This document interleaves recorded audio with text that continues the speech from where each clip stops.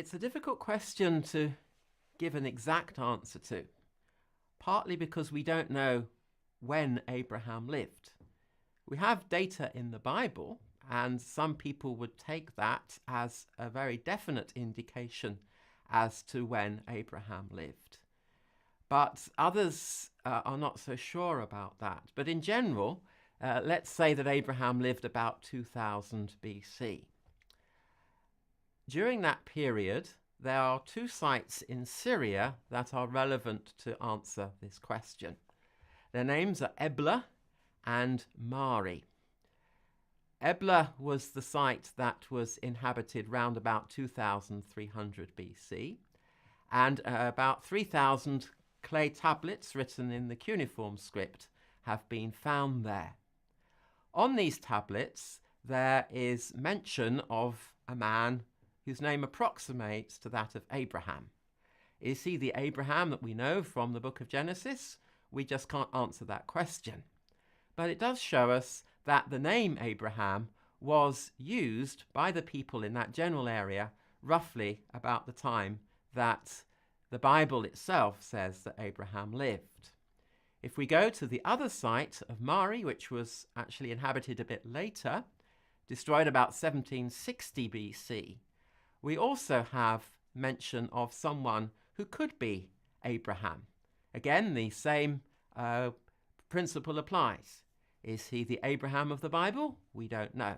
But at least it shows us that that name was being used in that general area roughly about that time.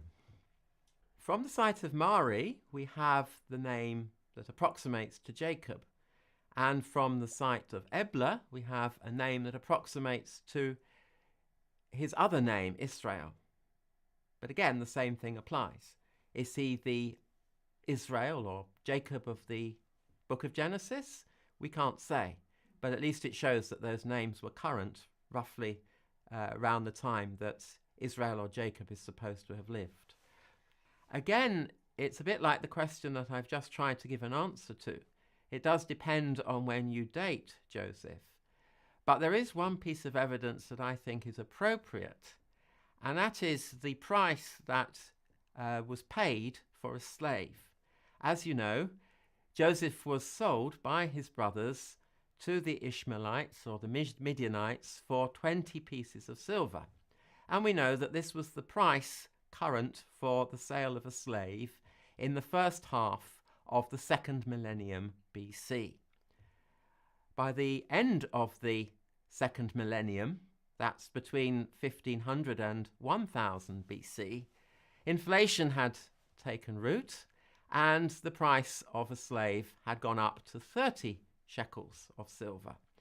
So this is evidence that when the Bible is talking about Joseph being sold as a slave, it is actually the price that was in operation at the time in which Joseph was credited of living. And it's not something that a later writer made up. It is something that would seem to be authentic from the time when Joseph was supposed to have lived. That ties in with the biblical account because, as I mentioned earlier, the price that Joseph's brothers pay when they sell Joseph to the Ishmaelites or the Midianites, as they're often called, was 20 pieces of silver. We know from Egyptian records that the ideal age for a wealthy person was 110 years old. That may seem quite a large or high age in our modern culture, but that was what the Egyptians aspired to. And it's interesting, at the end of the book of Genesis, the age of Joseph at his death is given at 110 years old.